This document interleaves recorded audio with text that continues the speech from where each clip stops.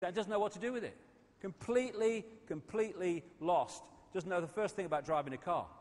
So they come back to the studio live here, and they have a laugh about it and everything, and Hammond thinks it's all over. But, you know, McKenna's sitting there and everything. And then McKenna does the same thing in the studio. Hammond, And he tells him that this car, this toy car, is actually his real Porsche 911 Turbo or something, some flash bloody car. And he goes over and he gets into it, thinking this is his real car. That's what's going on in his mind as he decodes reality.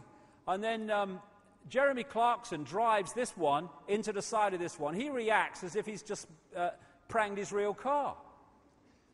Why? Because reality is being decoded in his mind. And to him it's real. And that's what's happening to us all the time. We're asleep. We're in a trance. And that's why it's so appropriate when people say, I'm waking up now. I can see it.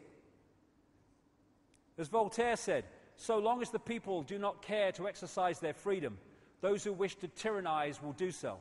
For tyrants are active and ardent and will devote themselves in the name of any number of gods, religious or otherwise, to put shackles upon sleeping men. And of course, first, you must have sleeping men and women, and that's what the whole deal has been about. You are getting sleepy, sleepy. Sleepy. Good evening. Now tonight's news. These people are hypnotists. Don't realize it. They're programming a reality by repetition of a version of reality that they pound out on their mainstream news all the time. We see things not as they are, but as we are. The conspiracy in a line. The idea is to get us to think that we are the person we see reflected in the mirror. No, that's the vehicle we're using to experience this reality. This is who we are. Division is what they want. A sense of oneness is what they don't want. And oneness, not just between humans, but between everything. You know, the ancients talked about, and some people still talk about today, about going and experiencing the spirit of a mountain or something. And of course, the left-brain scientists, you can't experience the spirit of a mountain. It's a pile of rock, because that's what the left brain sees it. And yet, a mountain is just energy consciousness, and that's a holographic version of it that we see on the physical level. So you can interact with that, just as you can interact with plants.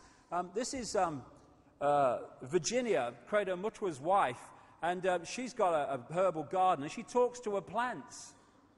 And she puts little coins next to them in thanks when she's taken bits off them to use in herbal remedies and stuff. And of course, the left brain is to go, what's the plant going to do with the money? Is it going to buy beer? It's stupid, you know. No, it's energy. It's a representation of energy. Oh yeah, I get that. Oh, stupid. We are consciousness, we are energy, we are all one consciousness. So, where are we? Where are we? We are in our own minds, basically. We are in our own heads, symbolically. We are decoding reality in our own minds. It's not out there, it's in here. We are taking frequency fields and vibrational fields, and we are, through the brain, turning them into a holographic reality that does not exist out there. Holograms appear to exist in space, but they don't. Holograms you buy in the shops. This hologram doesn't have space either.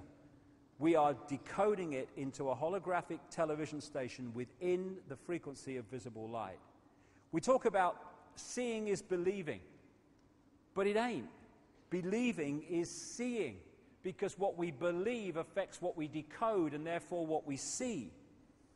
There's that great line in a Matrix movie where the Neo character is saying to the Morpheus character, what is real? And Morpheus says words to the effect of, what is real? If you're talking about what we can see, touch, taste, hear, etc., then real is just electrical signals interpreted by your mind. That's absolutely what we're doing, because the five senses decode vibrational frequencies and then send those signals to the brain, and it's the brain that decodes them into the reality we think we're experiencing. So hypnotists can manipulate reality in their various forms. The visual cortex areas of the brain do it in relationship to the eyes. What we think is out there actually exists, symbolically anyway, in our head. As the neurons fire in a certain sequence, they create reality based on our belief. Now, if we've got open minds, we can be decoding vast, vast realities and be multidimensional in our perception and awareness. We can be in this world physically, but not of this world in terms of our point of perception. Therefore, we're going to see the world in a completely different way to those stuck in left brain consciousness. Or we can get caught in the eggshells, in which case we are decoding a very small band of frequencies, which makes us think we live in a world of limitation. We exist as an energy construct. These are the vortex points, the colors here. We call them chakras, wheels of light in the Sanskrit language. The vortex points in the body. When this goes through the decoding process, it becomes the holographic image we see as a human being. But it only exists, we only exist in this form when we've been through that decoding process. In this book, The Holographic Universe, great book where he pulls together, Michael Talbot, the scientific information supporting the idea that this is all a great hologram. He tells a story in here, which is so brilliant. That's why I do tell it quite often, because it's so symbolic of what I'm talking about. He attended a party which his father had, and he had a state hypnotist along to do party tricks for the guests. There came a point where the hypnotist is dealing with this guy called Tom, and he said to him, he's doing through the tricks, and then he said to him, when I bring you back to a waking state, you're not going to be able to see your daughter in the room. At which point, the hypnotist led the daughter to stand right in front of the father who's looking in her belly. He brings him out of to a waking state, or apparently so, and he says, Tom, can you see your daughter? Tom's looking around. No, I can't see her. She's giggling. He can't hear her. The hypnotist went behind the daughter, put his hand in the small of her back, and said, I'm holding something, Tom. What am I holding? He looked bemused because it was so obvious to him. He said, you're holding a watch. He says, there's an inscription on the watch, Tom. Can you read it? He peered forward, read the inscription. His daughter standing between him and the watch. Now, from a left brain perspective, Professor Richard Dawkins at Oxford University or something, that's impossible. You're one of these charlatans. But of course, from a left brain perspective, it's not possible. But when you realize the nature of reality, it is possible. Why? Because his daughter is an energetic construct on that level, and unless her father decodes her energetic field into a holographic representation he sees as his daughter, she ain't going to exist in his reality. Everything else in the room is, because he's doing that to everything else. But the hypnotist has implanted into the brain the belief that the daughter is not in the room. So just like in China, where they firewall off the internet, his brain gets firewalled off from decoding that field. So she doesn't come into holographic reality. She doesn't occupy what we call space. He's going to be able to see what's behind her, because in his reality, she ain't there on that frequency range we call the physical world. We think the world is physical. Let's come to that physical. Oh, it's so solid. Oh, yeah, walk into a wall, bang, it's solid. Don't tell me it ain't solid. But it can't be. It can't be, because it's made of atoms, scientists tell us.